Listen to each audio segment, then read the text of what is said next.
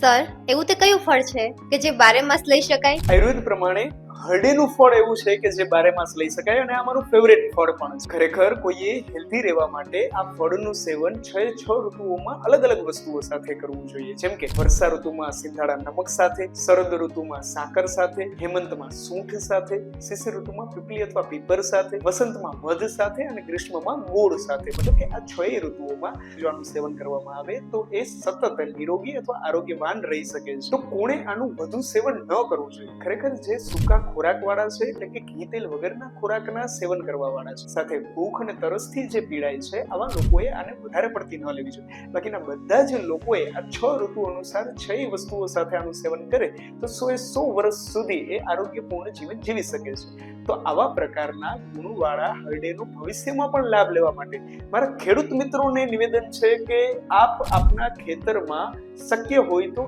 એક રોપ હરડેનો અવશ્ય વાવો અને અમને કોમેન્ટમાં જણાવો જો આપના ખેતરમાં ઓલરેડી હરડે હોય અથવા તો આપના ઘરમાં પણ હરડે હોય.